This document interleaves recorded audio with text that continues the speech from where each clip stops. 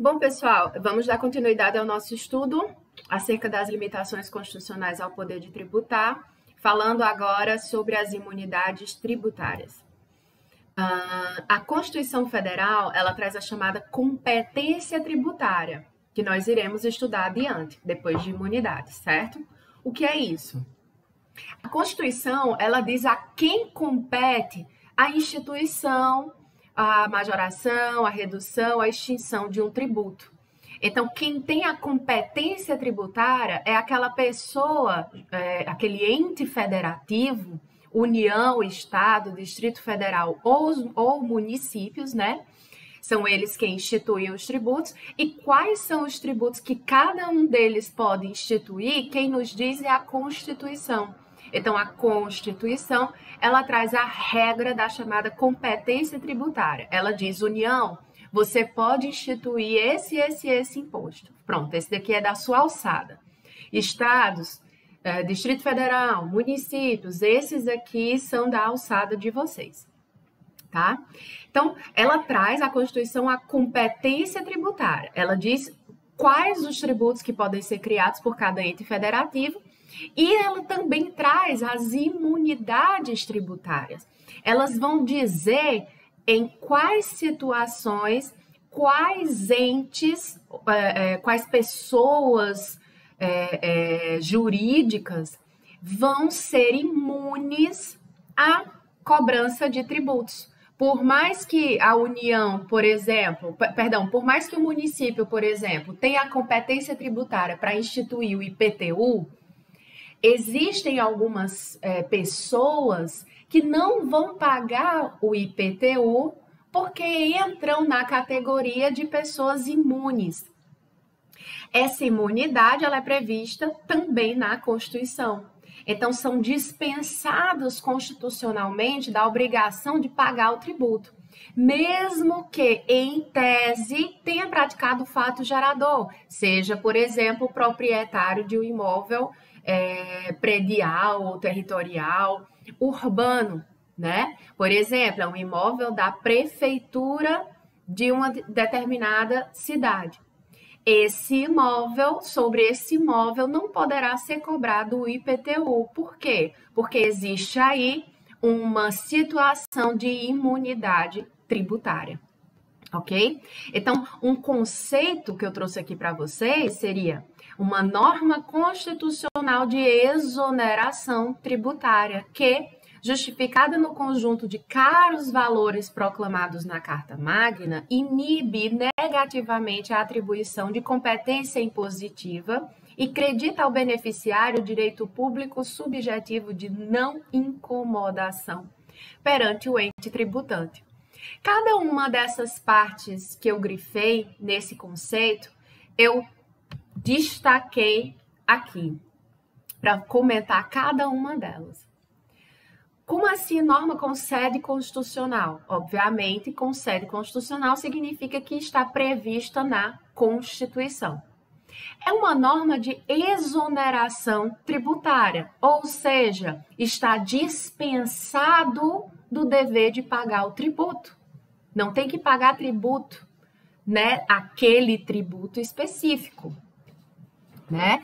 Nós temos imunidades específicas, né? Que é a dispensa constitucional de dever de pagar impostos. Temos vários tipos de imunidades previstos na Constituição. Tá? Vamos estudar as principais delas. Então, a norma que traz a imunidade é uma norma que está prevista na Constituição. É uma norma, portanto, que vai trazer uma exoneração tributária. E essa norma imunizante está atrelada a caros valores previstos na nossa Carta Magna. Como assim, professora? Um desses valores, que está atrelado à ideia da norma que imuniza, é o valor da liberdade religiosa. É por isso que existe a imunidade dos templos de qualquer culto, que nós também iremos estudar, certo? Por quê? Para preservar esse valor constitucional, que é o quê? O direito à liberdade religiosa. Existe a imunidade cultural, a imunidade que incide sobre os livros. Temos até novidades a respeito disso, né, no ordenamento jurídico, quanto aos livros eletrônicos. Para quê, professora? Com uma forma de garantir um valor constitucionalmente que deve ser preservado, que é a cultura, o acesso à informação, por exemplo. Ok? Então, todas essas imunidades, elas estão atreladas a algum valor constitucional. Norma imunizante, norma de incompetência tributária. Como assim, professora? Há uma ideia, né, que traz nesse conceito e que já caiu em concursos, como eu vou mostrar aqui para vocês, é que a norma que traz uma imunidade tributária, ela é uma norma de incompetência tributária. O que seria essa incompetência tributária? Seria o contrário da competência tributária. A competência tributária, como eu já mencionei, é a outorga dada pela Constituição Federal para que aquele ente federativo institua determinado tributo. Se é uma norma de incompetência tributária, significa que ela proíbe o ente federativo de instituir um tributo em relação a determinadas pessoas em determinadas situações, ok? É uma norma de não incomodação, gera um direito no contribuinte de não incomodação por nenhum tipo de norma, nem por ninguém. Então, nem mesmo por lei complementar, tá? Nem mesmo por norma federal, por medida provisória, por DEC, por nada, tá? É uma norma de não incomodação e isso é considerado cláusula pétrea, tá? Essas imunidades tributárias, elas são consideradas cláusulas pétreas. Imunidade, portanto, a grosso modo, como vocês já podem perceber, é uma dispensa, só que é uma dispensa constitucional do dever de pagar o tributo, porque está prevista na Constituição. É uma das coisas que diferenciam imunidade de isenção, de não incidência, de remissão, de anistia, de alíquota zero, ok? São outros institutos que vão ser estudados ao longo, né, de Direito Tributário 1 e Direito Tributário 2. Mas só para vocês já terem uma ideia, eu trouxe aqui algumas diferenças entre imunidade e isenção, que vocês já precisam conhecer, ok? Isenção ela é estudada com maior profundidade em Direito Tributário 2, mas existem algumas peculiaridades aqui que vocês precisam conhecer para poder distinguir a imunidade de uma isenção. Primeira e mais importante característica da imunidade é que ela está prevista na Constituição Federal, enquanto que a isenção ela está prevista em lei. Portanto, a isenção é uma dispensa legal do dever de pagar o tributo. Legal está prevista em lei, já a imunidade está prevista na Constituição, tá?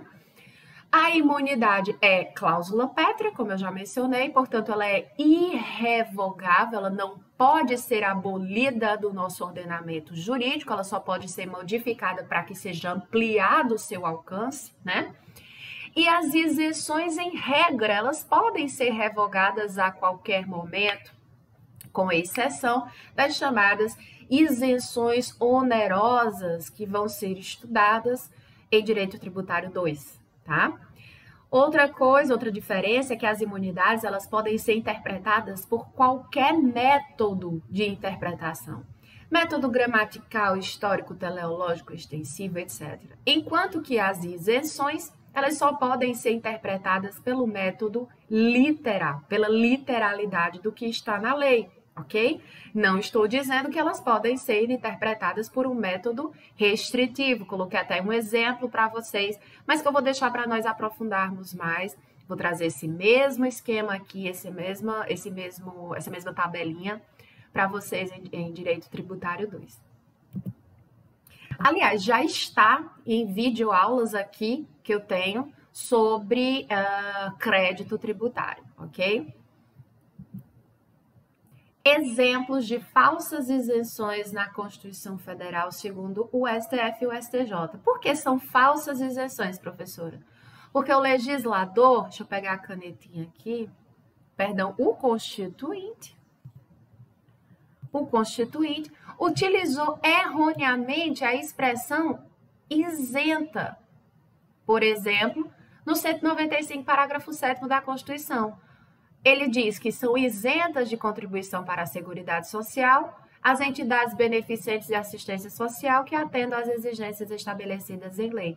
Na verdade, o legislador, o Constituinte, utilizou a expressão isenção de forma equivocada. Por quê? Porque se está na Constituição, não é isenção, é o quê?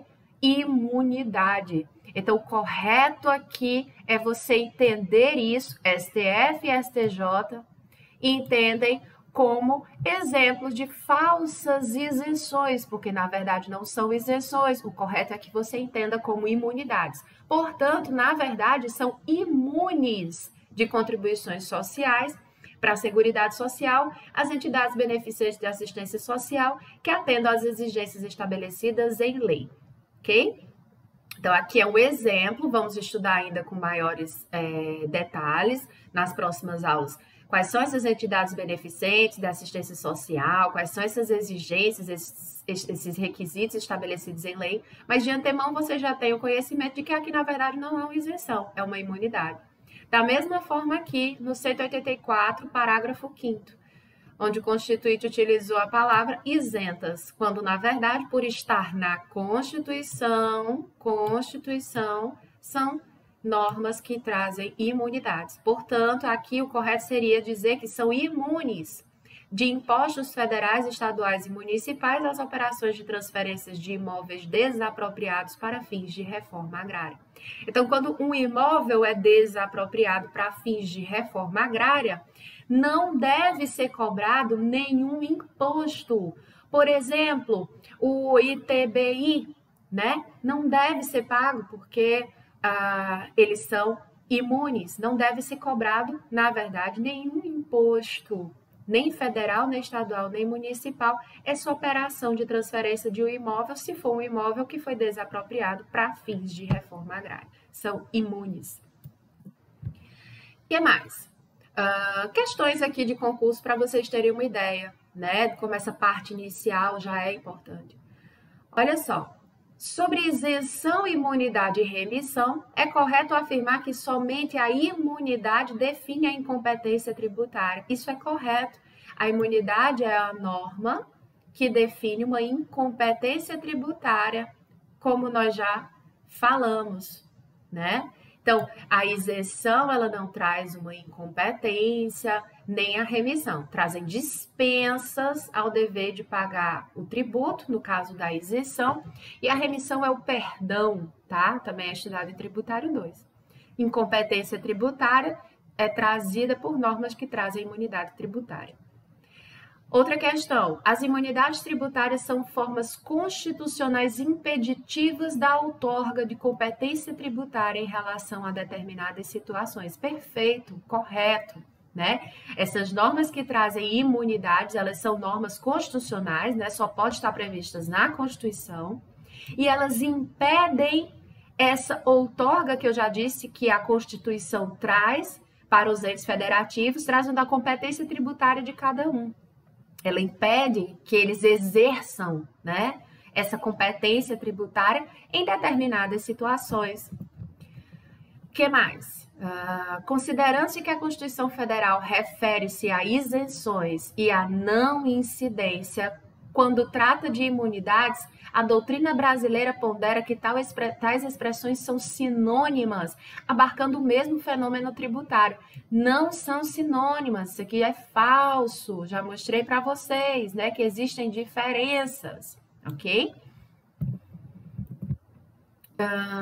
Outra questão diz: a criação de imunidade tributária é matéria que deve ser versada em lei, enquanto a criação de isenção deve ser tratada em sede constitucional, tá? Ao contrário, né? Imunidade é que deve ser tratada em sede constitucional, isenção é que deve ser tratada por meio de lei, tá?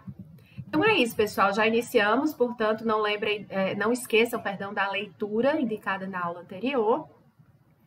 E essa parte de imunidades tributárias é uma parte bem tranquila, em alguns momentos nós vamos ter debates bem polêmicos a respeito disso, ok? Vamos coletar aí a compreensão, coletar aí a leitura, o entendimento de temas julgados em teses de repercussão geral pelo STF, por exemplo, de 2018, 2019, 2020, beleza?